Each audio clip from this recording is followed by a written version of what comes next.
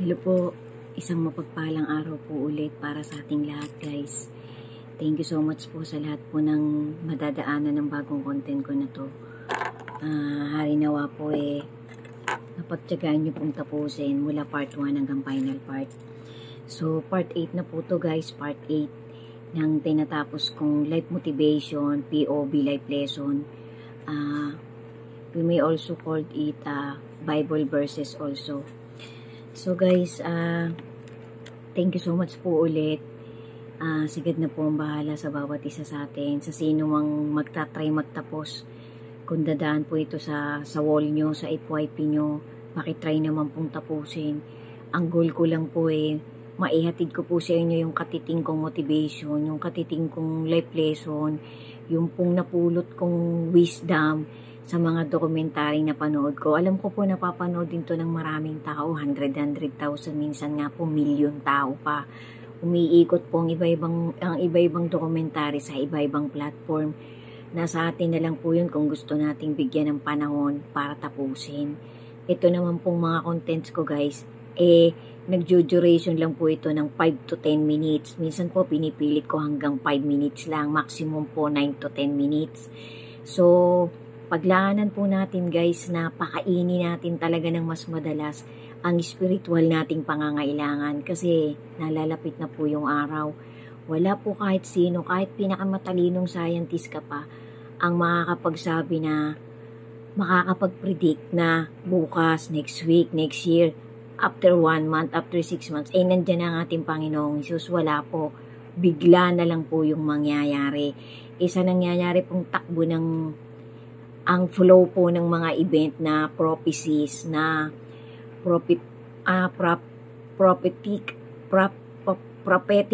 prophetically incident o event na nakasulat from the Old Testament to the New Testament hindi na po pwedeng pasubalian. Ibig sabihin hindi na po pwedeng ang makakapanood hindi pa talaga maniniwala kasi nakasulat na po siglo by siglo, inulit po sa New Testament, tapos nangyari na rin po yung ibang prophecies sa Old Testament, tapos tumatawid po sa New Testament. So wala pong sino mang pwedeng tumutol sa sinalita ng pinaka-infinite God na may gawa ng universe at ng lahat-lahat ng nandito sa mundo. So para po sa akin, ang POV ko, yung mga dokumentaryong lumalabas, talaga pong, talaga pong pinagnilayan niya ng mga content creator, ng mga pastor, ng huling generation natin, na talagang, yung iba po, mga doktor pa, tapos naging pastor, yung iba po, mga matutuwid na pari at mga evangelist, binigay po kasi sa atin ng Panginoon, ang kung anong talento, ang mai-enhance mo habang ikaw you grow old, habang ikaw kumakain at pinag-aaralan at isinasabuhay mo ang wisdom na itinatawid sa ng Panginoon. Kasi bawat isa po sa atin ay may specific na talent. Sabi nga po, sa loob ng church ng ating Creator, ng ating Lord Jesus, siya po yung pinakaulo.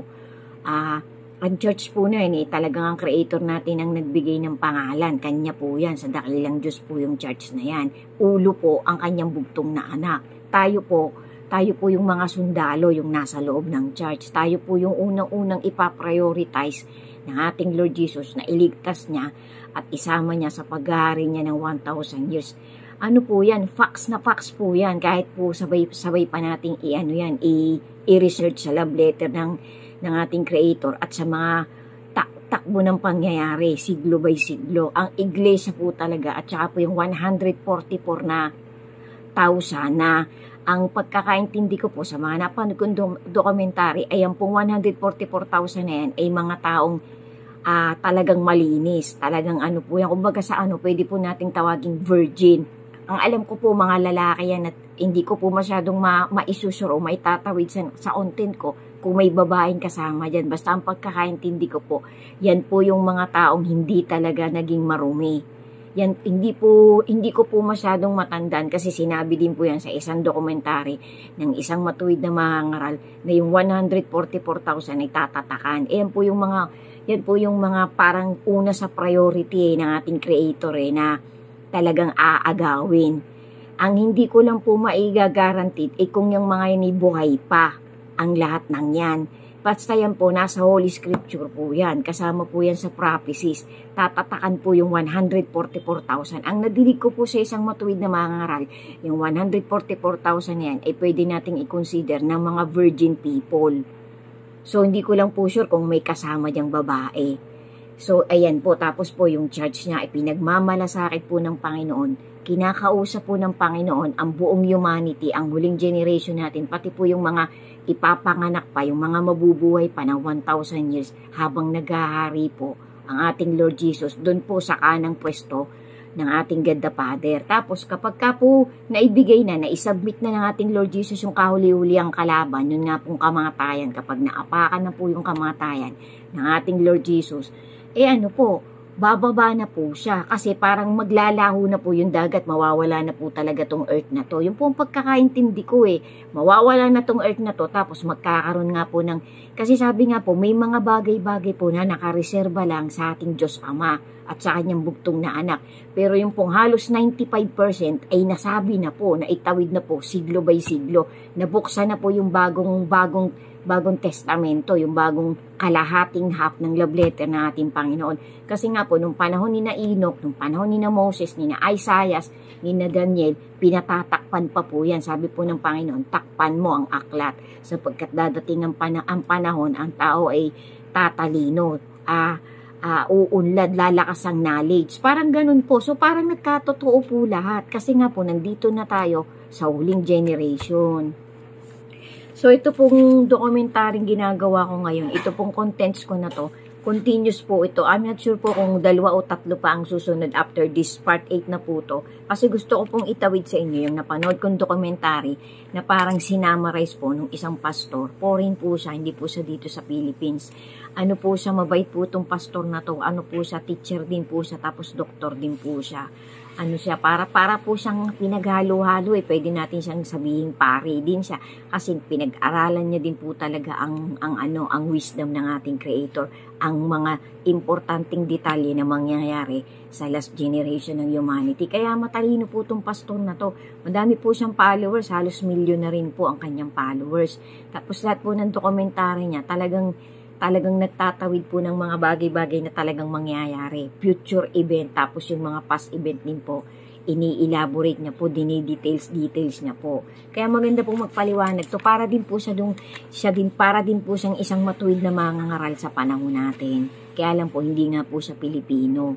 So guys, bali sinabi pa po niya na yung unang-una nga po, nung unang-unang siglo pa, na-introduce na po ng ating creator, nung unang-una pang nagkasala nga po yung mga unang tao, yung sa panahon ni Adan hanggang sa ikapitong generation, hanggang sa dumating na nga po sina Cain, hanggang sa pinalabas na si Adan at si Eva sa Garden of Eden. Bali sinabi na po ng Panginoon, in-introduce na po niya yung kanyang kingdom. Tapos, hanggang sa ipinangako na po ng Panginoon, nagagawa na siya ng bagong langit at bagong lupa. Kasi nga po, generation by generation, dumumi na po ng dumumi ang humanity at itong universe.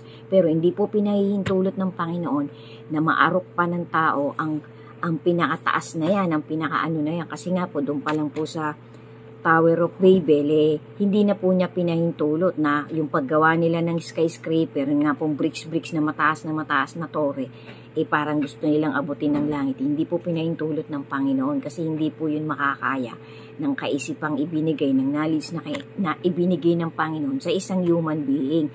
Kasi ang utos na po, magpadami ng tao. Ang gusto po ng mga tao nung panahon ng Babylon, nung Tower of Babel, sa isang lugar lang sila. Kaya po nangyari yung isang dilubyo na yun. Sumabog po, nasira po yung Tower of Babel.